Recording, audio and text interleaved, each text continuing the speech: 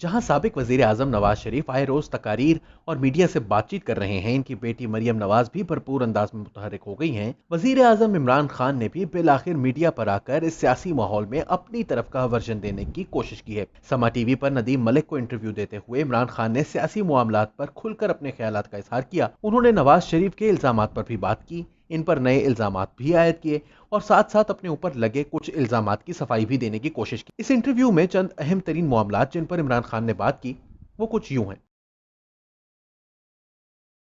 नवाज शरीफ ने 30 सितंबर को मुस्लिम लीग नवाज की सेंट्रल एग्जीक्यूटिव कमेटी से खिताब करते हुए कहा था कि साबिक आईएसआई सरबराह lieutenant general retired Zaheerul Islam ने 2014 के धरने के दौरान इनसे इस्तीफा तलब किया था, लेकिन मैंने देने से इनकार कर दिया था। इमरान खान ने कहा कि एक 22वें ग्रेड के अफसर की कैसे जुर्रत हो सकती है कि एक मुंतखब वजीर आजम से इस्तीफा मांगे।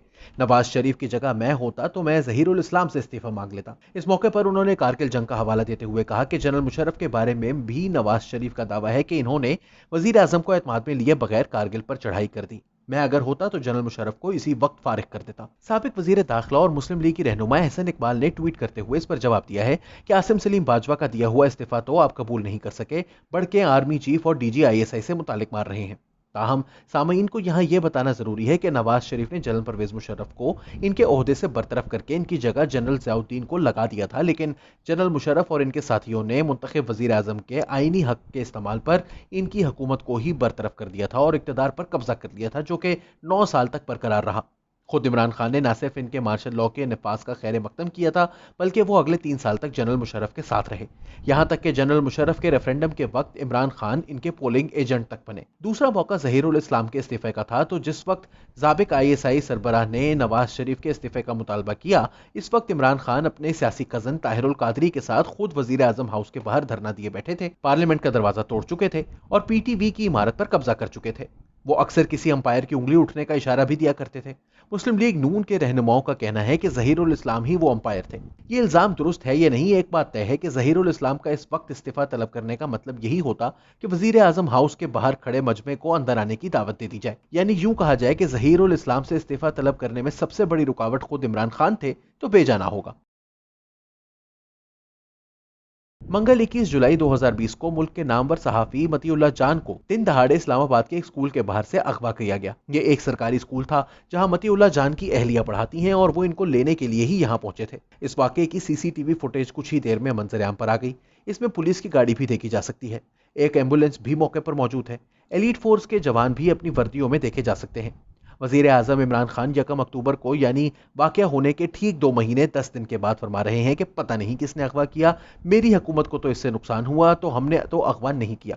जनाब को याद दिलाते चलें कि आप यूं खुद को मामले से अलहदा अब नहीं कर सकते। गुज़िश्ता 2 साल से आप जगह जगह बताते आए हैं कि आप एक सफ़े पर हैं, और आपको ये क्यों नहीं पता कि इनके साथ क्या हुआ, किसने उठाया, कोई तफ्तीश क्यों नहीं हुई, आपने इसका सुराग लगाने के लिए कोई इकदामात क्यों नहीं किए। अगर मुल्क का वजीर आजम यूं लाताल्लुकी का इजहार करने लगे तो फिर सवाल किससे किया जाए।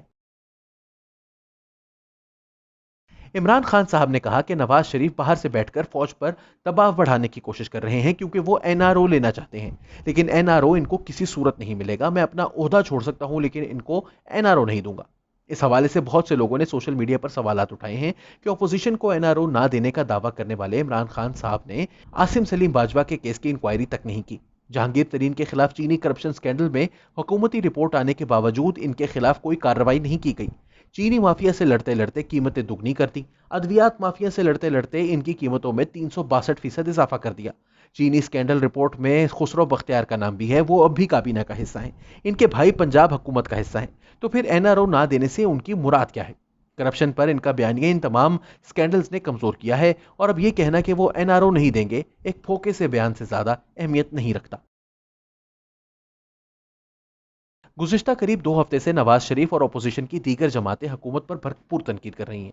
इस दौरान अगर किसी शख्स पर गद्दारी का इल्जाम लगा भी तो आइन से रूगर्दानी के हवाले से लगाया गया, जबकि इमरान खान ने पहले इंटरव्यू में ही मुखालिफिन पर भारत से मदद लेने का इल्जाम लगा दिया। यह गद्दारी का टोटका फातिमा जिन्ना, हुसैन शहीद सोहरवर्दी, मौलवी फजलुल हक, शेख मुजीब, जुल्फ़िकार अली भुट्टो और बेनज़ीर भुट्टो से होता हुआ आसिफ जरदारी और नवाज शरीफ तक पहुंचा है। हर दौर में एस्टेब्लिशमेंट के करीब समझे जाने वाले सियासतदान अपने मुखालिफिन पर यही इल्जाम लगाते आए हैं। ताहम ये एक दकियानूसी किस्म की बात से ज्यादा कोई अहमियत नहीं रखता। इमरान खान साहब से पूछा जाना चाहिए कि भारत से कौन सी मदद ली गई है। नवाज शरीफ अपनी जमात से खिताब कर रहे हैं, इसके लिए इंटरनेट की सहूलत और एक टीवी ही चाहिए होता है। इनकी जमात 1993 से मौजूद है। ना तो इसमें कोई पैसे लगते हैं कि भारत इसमें मदद करे, ना ही ये कोई अक़वाम मुत्तहिदा में चलता हुआ केस है कि भारत दीगर ममालिक पर अपना असर और रसूख इस्तेमाल करके नवाज शरीफ के हक में करारदादें मंजूर करवा रहा हो। फौज के जिन ओहदेदारों पर उन्होंने तनकीद की है, उनके ऊपर इल्जामात एक साबिक जज और एक सेनेटर ने लगाए हैं। इन्हीं इल्जामात को नवाज शरीफ ने दोहराया है।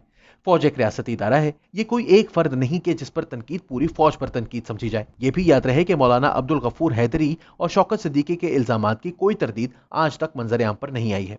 वजीर आजम ने कहा कि अगर जनरल मुशर्रफ इन्हें बताए बगैर कारगिल में जंग का आगाज करते तो वो इन्हें ओहदे से फारिग कर देते। यहाँ आपको याद दिलाते चलें कि गुज़िश्ता दिनों जब न्यूज़ वन के एक प्रोग्राम में गरीदा फारूकी ने वफाकी वजीर रेलवे शेख रशीद से पूछा था कि इमरान खान साहब गिलगित बल्तिस्तान पर होने वाले इजलास में क्यों शरीक नहीं थे, तो शेख रशीद का जवाब था कि हो सकता है इमरान खान को बुलाया ही ना गया हो।